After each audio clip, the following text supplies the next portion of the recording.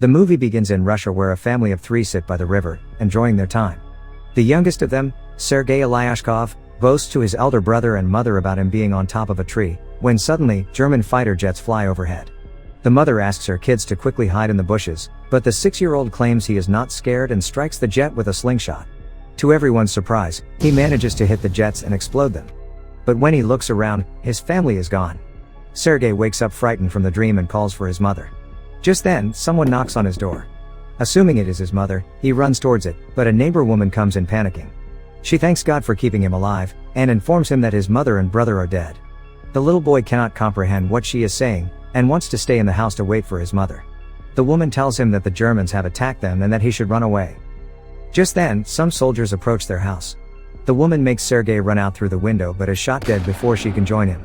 The little 6-year-old is now on his own, with no family and friends. As Sergei runs away from the house, he sees his whole neighborhood burning behind him. He calls for his mother in vain, and runs away from there. After running for a while, he ends up in the middle of the woods. The little kid starts to call for his mother to come and get him, because he is lost. That night, he stays in the jungle. The following morning, we see him drink water from a river, when the enemy soldiers approach his way. Sergei, knowing that they are dangerous, quickly hides inside a tree's roots. He is startled when a snake comes nearby, but doesn't utter a word or run away. Sergei is more scared of the soldiers than of the snake. The soldiers eat by the river and go away, after which Sergei takes their leftover food and devours it for the night. However, by the end of the day, the little boy is exhausted. He hasn't had a proper meal in 2 days and has been walking with no destination.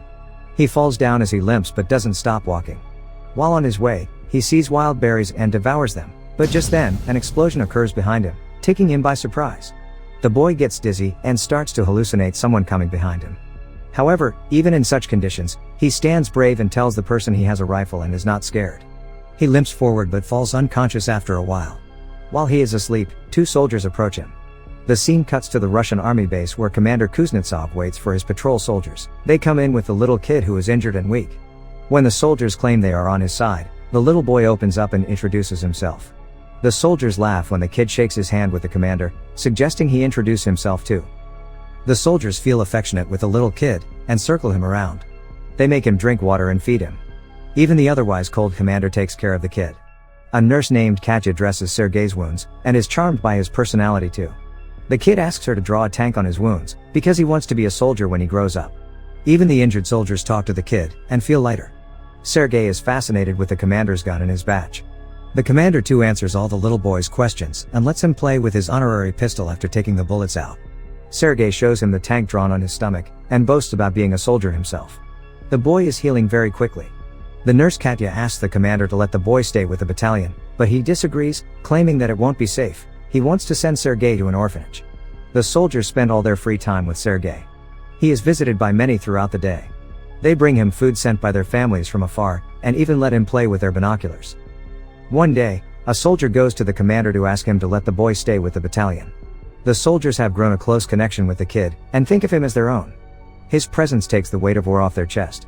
However, the commander is adamant about sending the boy to the orphanage, for his own safety. The following day, the enemies attack, and many soldiers are hurt.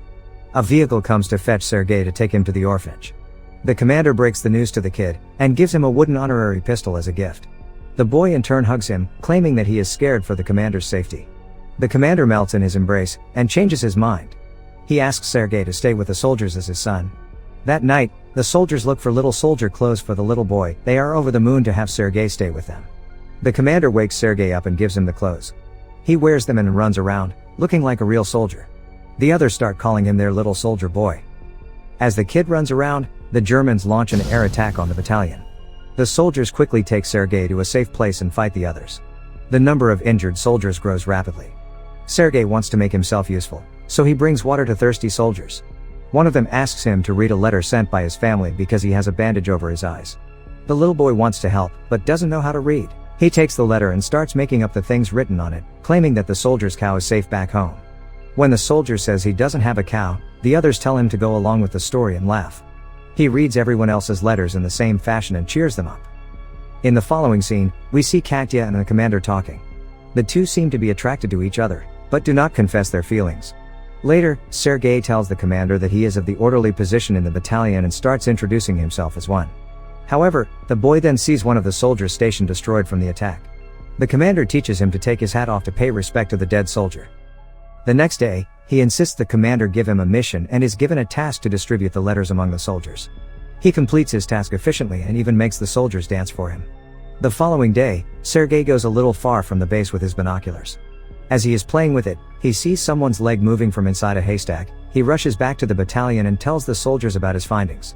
The soldiers are skeptical, but go with the boy anyway. When they reach near the haystack, they are alerted to see 2 German spies hiding underneath. The spies are arrested, and the kid is praised for his intelligence. That night, the commander shows Sergei the legal papers for his adoption. He is now officially the kid's father. Sergei knows of the commander's feelings for Katya, so, to repay his kindness, he takes him to confess to her. But the two see her talking to a different man, and wrongfully assume she is interested in someone else. The base is attacked by the Germans again.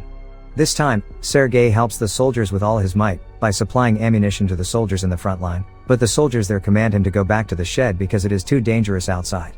When he comes to the shed, he sees the commander and others panicking because the phone's connection with the colonel is lost. A soldier is sent to fix the broken wires. Sergei follows the soldier and sees he has been fatally wounded. He asks the dying soldier how he can fix the wires, and does it himself. The connection comes back and more troops are called. The 6-year-old saves everyone's life. Later, we see the commander and Katya talking by the river. The commander finally confesses his love for her and asks her to be Sergei's mother. Katya is over the moon, but before she can say anything, a soldier approaches them and gives the commander a letter, saying they have been dispatched from the base. The following day, all the soldiers leave for their new base along with Sergei. However, on their way, they come across a minefield that blows off some of their vehicles. The commander is hurt while the group's orderly, who Sergei was close with, dies in the explosion. He cries and hugs the commander. They carry the injured ones with them and continue their journey to their new base. When they finally reach the other base, they meet the commander's leader, the general. He too is impressed by the kid's ambition, and congratulates the commander for having such a smart kid. The following day, their division is awarded a guard's banner, and so is the boy. He promises to save his country when the general gives him his badge. One night, their base is attacked brutally, and the commander is trapped under the ruins. Sergei cries for his father and tries to save him. He calls the other soldiers, who finally bring the commander out.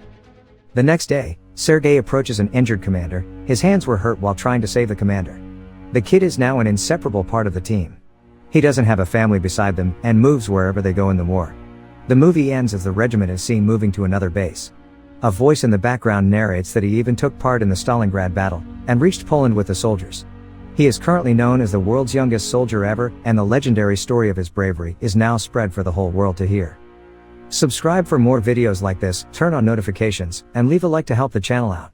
Thank you for watching.